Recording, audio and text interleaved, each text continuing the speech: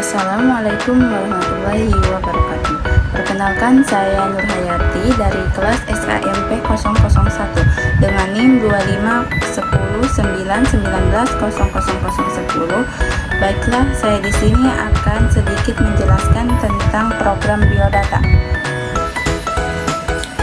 Barisan pertama, komentar. Ada Python. Barisan adalah komentar. Komentar digunakan untuk memberi keterangan pada program dan tidak akan dijelaskan oleh Python. Barisan yang kedua, deklarasi variabel.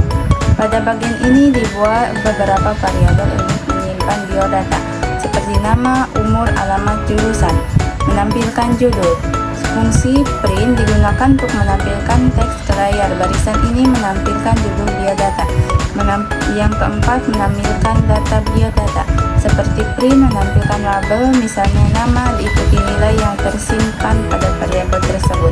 Program ini bekerja dengan cara menyimpan data dalam variabel, kemudian menekan fungsi untuk menampilkan sebuah informasi biodata ke layar secara struktur. Dan ini hasilnya. Baiklah, di sini saya akan menjelaskan program struktur. Pada barisan pertama, mendefinisikan struktur. Kode ini mendefinisikan sebuah struktur bernama mahasiswa yang memiliki 3 anggota member, yaitu nama bertipe string, umur bertipe int, jurusan bertipe string.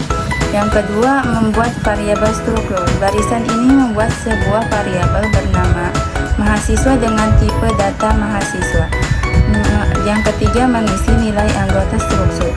Operator titik digunakan untuk mengakses dan mengisi nilai setiap anggota struktur. Yang keempat, menampilkan data struktur. Perintah count digunakan untuk mengekalkan data tersimpan pada setiap anggota struktur ke layar. Dan ini hasilnya. Kesimpulannya, struktur digunakan untuk mengelompokkan beberapa data yang saling berkaitan ke dalam satu tipe data. Setiap anggota struktur dapat memiliki tipe data yang berbeda dan diakses menggunakan operator titik. Penggunaan struktur menggunakan program lebih rapi, mudah dipahami, dan memudahkan pengelolaan data yang berkompleks. Program yang ketiga bernama pointer. Barisan pertama, deklarasi variabel. Barisan ini membuat variabel angka bertipe int dengan nilai 10. Yang kedua, deklarasi point. Int ptr menyatakan bahwa ptr adalah pointer yang menunjukkan ke data Python int. Simbol digunakan untuk mengambil alamat memori dari variabel angka. Alamat tersebut kemudian disimpan dalam pointer. Yang ketiga, menampilkan nilai variabel. Menampilkan nilai yang tersimpan pada variabel angka, yaitu 10. Menampilkan alat variabel. Operator digunakan untuk menampilkan alat memori tempat variabel angka disimpan. Yang kelima, menampilkan isi pointer. Menampilkan alat memori yang disimpan oleh pointer, nilainya sama dengan alamat angka. Yang keenam, akses nilai melalui pointer. Operator digunakan untuk mengambil nilai dari alamat memori disimpan oleh pointer. Hasilnya adalah 10. Dan ini hasilnya. Kesimpulannya, pointer adalah variabel menyimpan alamat memori dari variabel lain. Dengan pointer, program dapat mengakses dan memanipulasi data melalui alamat memori secara langsung. Konsep ini sangat berguna dalam pengelolaan memori, pengiriman argumen ke cara efisien, membuat struktur dan seperti linked list dan track, serta alokasi memori dinamis dalam bahasa program C dan C++. Program yang kelima adalah OOP. Tujuan program menjelaskan fungsi utama program. Yang kedua, kelas menjelaskan apa itu kelas dan pertanyaannya. Yang ketiga, variabel menjelaskan data memiliki objek. Metode atau fungsi menjelaskan fungsi setiap metode. Menjelaskan fungsi Python atau konstruk pada bahasa lain. Konsep OOP yang digunakan seperti encapsulasi atau yang kedua pewaris, morfisme, abstrakasi. Alur kerja menjelaskan bagaimana program belajar dalam awal hingga akhir. Penjelasan program ini digunakan untuk mengelola data mahasiswa menggunakan konsep Object Oriented Variable atau OOP. Terdapat kelas mahasiswa yang pulih sebagai cetakan tempat atau membuat objek mahasiswa. Kelas tersebut memiliki atribut seperti nama, NIM, dan jurusan, serta metode tampilkan data yang digunakan untuk menampilkan informasi mahasiswa. Konstur digunakan untuk meminimalisasi nilai atribut saat objek dibuat. Dengan pendekatan OOP, kode menjadi lebih struktur, mudah dikembangkan, dan dapat digunakan kembali. Program yang kedua bernama Array. 1. Barisan ini membuat sebuah array dalam Python disebut list yang berisi beberapa data bertipe string, yaitu nama-nama. Setiap elemen dalam array memiliki nomor urutan yang disebut indeks, dimulai dari 0. Yang kedua, menampilkan seluruh isi array. Fungsi print digunakan untuk menampilkan semua elemen yang ada di layar array ke layar. Yang kedua, mengakses elemen array. Kode ini mengambil dasar berdasarkan indeks seperti nama. 0 mengambil elemen pertama, yaitu seperti Nurhayati. Yang kedua, nama dalam kurung 1 mengambil elemen kedua, yaitu Budi. Menampilkan data ke array. Fungsi append digunakan untuk menambah elemen baru ke bagian akhir array. Setelah perintah ini dijalankan, array akan berisi 5 data. Yang kelima, menampilkan array setelah ditambah. Barisan ini menampilkan isi array yang telah diperbarui setelah penambah data baru. Yang ini hasilnya. Kesimpulan, array atau list dalam Python digunakan untuk menyimpan data dalam satu variabel. Setiap data diakses menggunakan indeks dimulai dari 0. Array memudahkan proses penyimpan, pengambilan, penambah, pengubah, dan mengolah data secara lebih efisien dibandingkan menggunakan banyak variabel terpisah. Program yang terakhir bernama sorting. Program sorting merupakan program yang digunakan untuk mengurutkan sekumpul data berdasarkan urutan tertentu seperti nilai terkecil ke terbesar atau nilai terbesar ke terkecil. Tujuan dari proses sorting adalah mempermudah pencarian, pengolahan, dan penyajian data agar lebih teratur. Alur kerja program sorting sebagai berikut. 1. Program menerima atau menyimpan sekumpul data dalam sebuah array atau list. Program membandingkan nilai antara elemen menggunakan algoritma sorting. Jika urutan data belum sesuai, program menukar posisi kedua elemen tersebut. Yang keempat, proses pembandingan dan pertukaran dilakukan berulang kali hingga seluruh data tersebut sesuai urutan dan yang diinginkan. Setelah selesai, program menampilkan data yang telah diurutkan. Sebagai contoh, pada metode bubble sort, program membandingkan dua elemen yang berdekatan. Jika urutan tidak sesuai, kedua elemen tersebut ditukar. Proses diulang beberapa kali hingga tidak ada lagi pertukaran yang mendadakan bahwa data sudah terurut. Contohnya, dari data awal 45, 12, 30, 8, 25.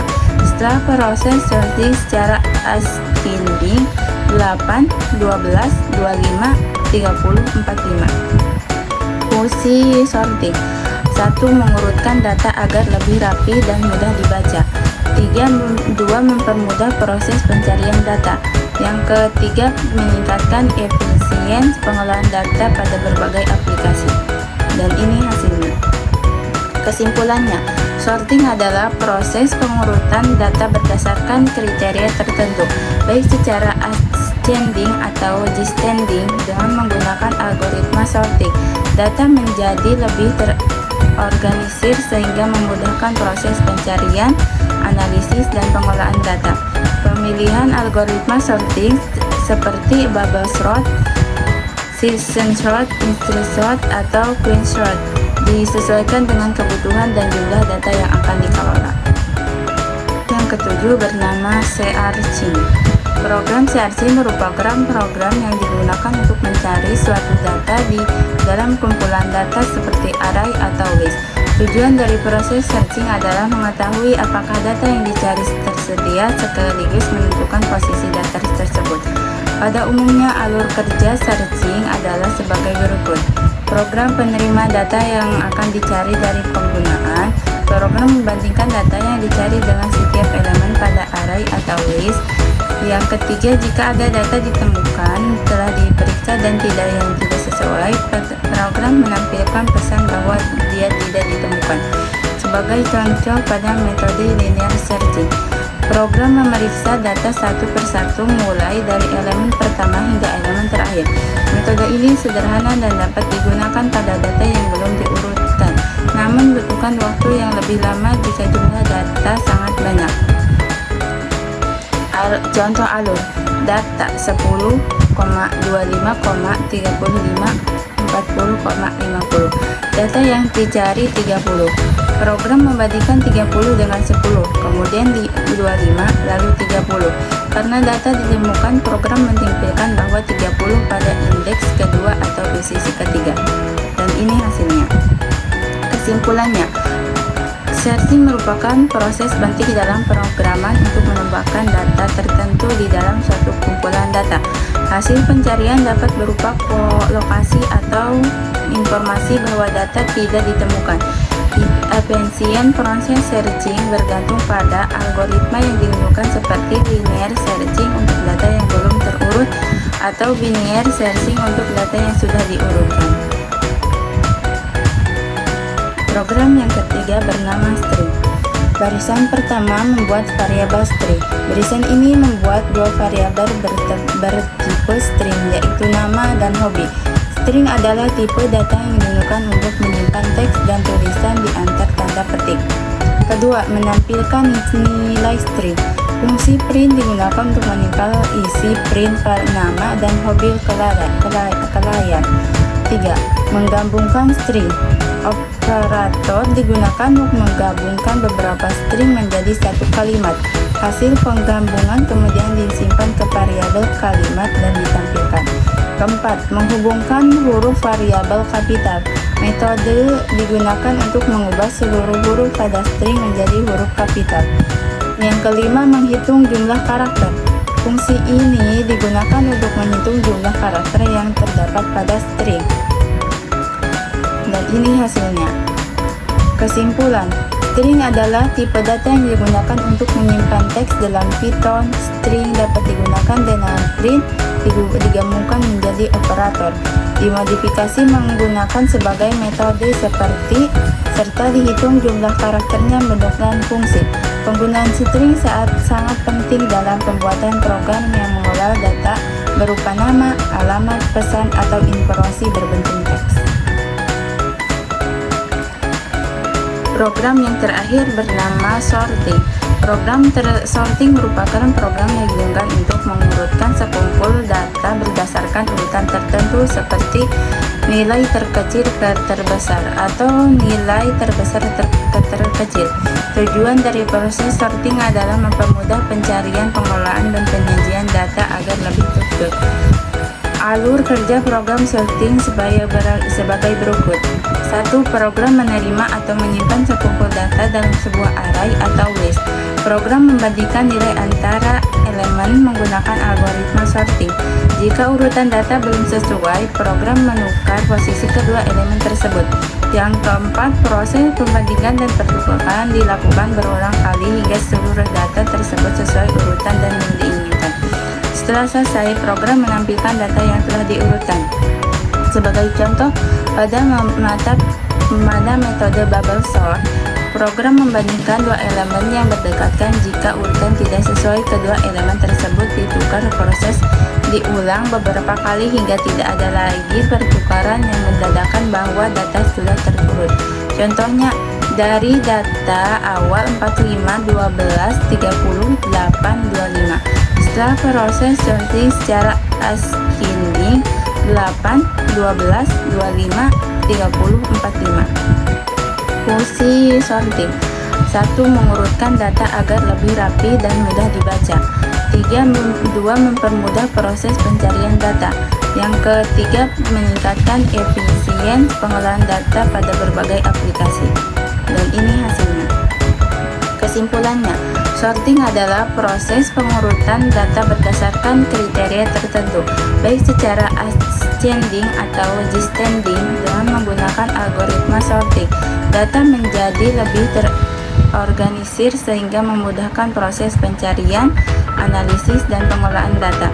Pemilihan algoritma sorting seperti bubble sort, season sort, instant sort, atau queen sort disesuaikan dengan kebutuhan dan jumlah data yang akan dikelola. Itu saja yang bisa saya sampaikan, kurang dan lebihnya mohon dimaafkan. Wassalamualaikum warahmatullahi wabarakatuh.